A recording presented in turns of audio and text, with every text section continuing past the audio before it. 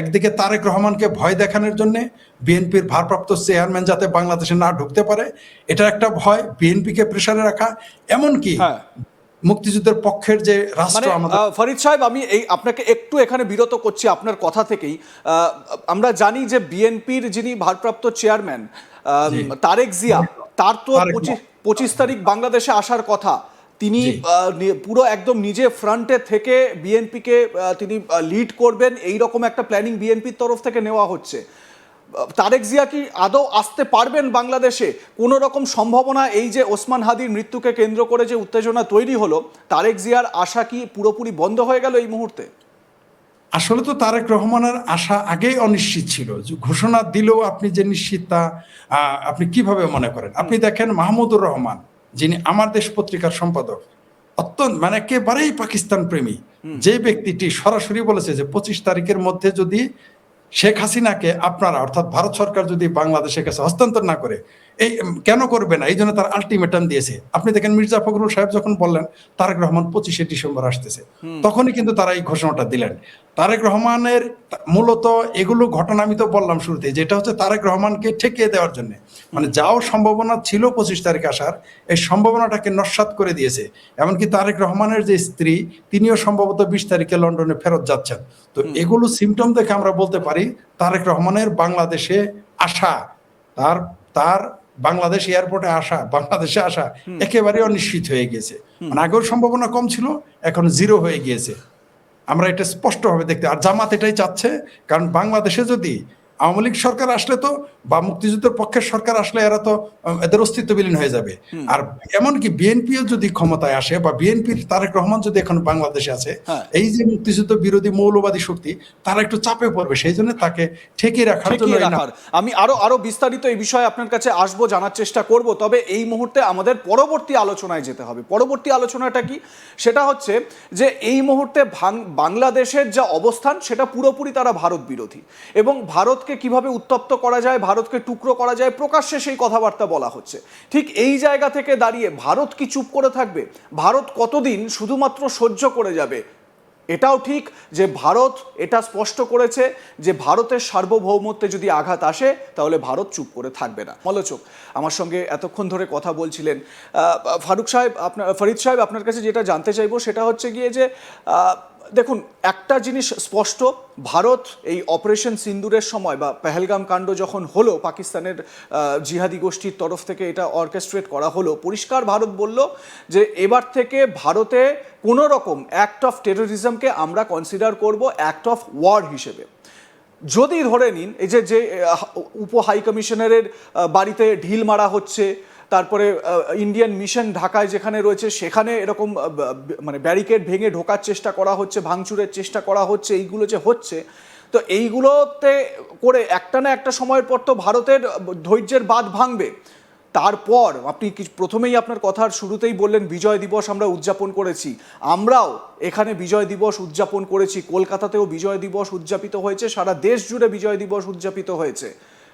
এই সেই ঐতিহাসিক ডিসেম্বর, আবারও কি এই রকম একটা পরিস্থিতি, আবারও কি ভারতীয় সেনার একটা দাপট দেখাবার পরিস্থিতি তৈরি হয়েছে? আপনার কি মনে হয় এই মুহূর্তে সবচাইতে গুরুত্বপূর্ণ প্রশ্ন আপনি যেটা আমাকে করলেন, এই প্রশ্নটা যেমন কঠিন, উত্তর দেওয়াটাও আরো কঠিন। কারণ এখানে রাষ্ট্র, রাজনীতি, কূটনীতি বহু বিষয় চলে আসবে সাথে সাথে। কিন্তু বাস্তবতার পরিস্থিতি হচ্ছে, জামাতের নেতা আপনি শুনে থাকবেন যে জামাতের নেতা তো স্পষ্টই বলেছে তারা দোয়া করতেছে ভারত যেন আক্রমণ করে। তার মানে কি? এরা চাচ্ছে যে আপনারা যাতে সত্যি সত্যিই বাংলাদেশে আক্রমণ করেন, কারণ তাহলেই তারা প্রমাণ করতে পারবে যে এই যে দেখো 71 সালে যে মুক্তিযুদ্ধ হয়েছিল, ভারত তার নিজের স্বার্থে করেছিল। এই বক্তব্যটা দেওয়ার জন্যই, এই কথাটা বলার জন্যই তারা আপনাদেরকে উস্কাচ্ছে। আরেকটা কারণ উস্কাচ্ছে যে যাতে বাংলাদেশে এই মুহূর্তে ভারতের সাথে যদি যুদ্ধ হয়, সংঘর্ষ হয়, বাংলাদেশের মানুষ দুর্ভিক্ষে কবলিত হবে, বাংলাদেশের মানুষ অর্থনৈতিক কষ্টে যাবে, বাংলাদেশের অর্থনীতি ধ্বংস হয়ে যাবে, রাজনীতি ধ্বংস হয়ে যাবে। তখন তারা প্রমাণ করবে এই যে দেখো 71 সালে স্বাধীন হয়েছিল সেটা ভুল ছিল। আর আপনি যেটা বললেন যে ভারত আক্রমণ করবে কিনা, আমি যতদূর ভারতকে স্টাডি করেছি, ভারতের ইতিহাস পড়েছি, ভারতের রাজনীতি পড়েছি, ভারতের রাজনীতিবিদদের পড়েছি, স্টাডি করেছি, আমার মনে হয় ভারত কখনোই বাংলাদেশকে আগে আক্রমণ করবে না। কিন্তু যদি বাংলাদেশের পক্ষ থেকে কোন রকম সরাসরি সন্ত্রাসী কর্মকাণ্ড বা সামরিক কর্মকাণ্ড চালানো হয় ভারতের বিরুদ্ধে, তাহলে তো অবশ্যই ভারত তখন আক্রমণ করবে, কোনো সন্দেহ নাই। এবং চাণক্য নীতিতে তো আর এটাই নাই যে বারবার তুমি ডিফেন্সিভ মোডে থাকো, চাণক্য নীতিতে এটাও আছে হ্যাঁ। আক্রমণ করবে। ভারত তখন অফেন্সিভ যাবেই, হতে হবে। জি ডিফেন্সিভ হতে হবে। কিন্তু এখানে আমার একটা বক্তব্য থাকবে আপনাদের প্রতি, মানে ভারত সরকারের প্রতি, আপনাদের প্রতি। মূলত আপনাদের কিন্তু শত্রু বাংলাদেশ না। হ্যাঁ। আপনাদের এই যে আজকের যে পরিস্থিতি ক্রিয়েট করলো কারা? আমেরিকান ডিপ স্টেট, লাঠিয়াল হিসেবে কে কাজ করতেছে? পাকিস্তান। এই যে যারা আজকে লাভাচ্ছে, বাংলাদেশ আজকে যারা কতক্ষণ পর বলতেছে যে সকালে বলতেছে যে সেভেন সিস্টার ভেঙে দিবে, বিকেলে বলতেছে কলকাতা নিয়ে নিবে, কেউ কেউ তো বলছে দিল্লি দখল করবে। এই সমস্ত স্টুপিড যারা সামরিক ব্যক্তি, মৌলবীও আছে কিছু, দেখবেন ইউনুস বাহিনী এদের নামিয়ে দিয়েছে, কখনো ছাত্র, কখনো রিটায়ার্ড সামরিক অফিসার, হ্যাঁ, হ্যাঁ। কখনো মৌলবীদের নামিয়ে দিয়েছে। এগুলো কারা নামিয়েছে আসলে?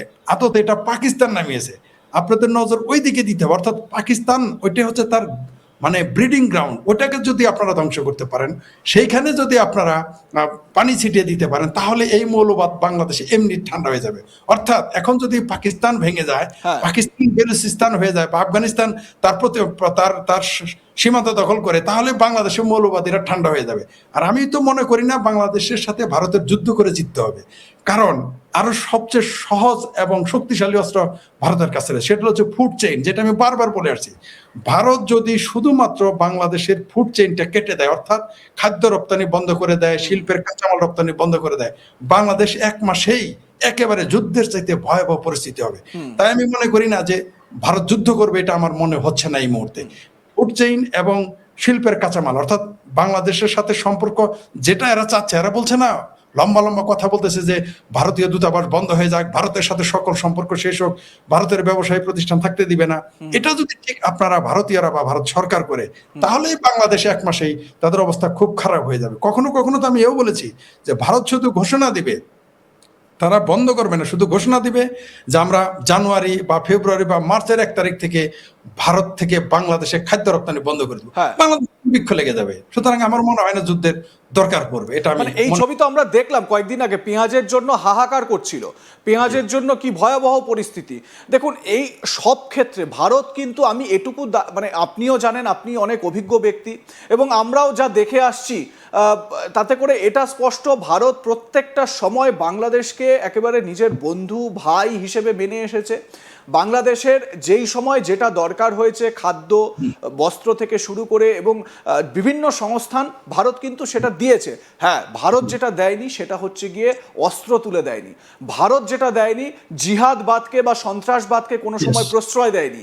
ভারত যেটা দেয়নি, ভারত অন্য দেশের সার্বভৌমত্বে হাত দেওয়ার জন্য উস্কানি দেয়নি। ভারত কিন্তু এইগুলো করেনি। 71-এ এখন একটা যে ন্যারেটিভ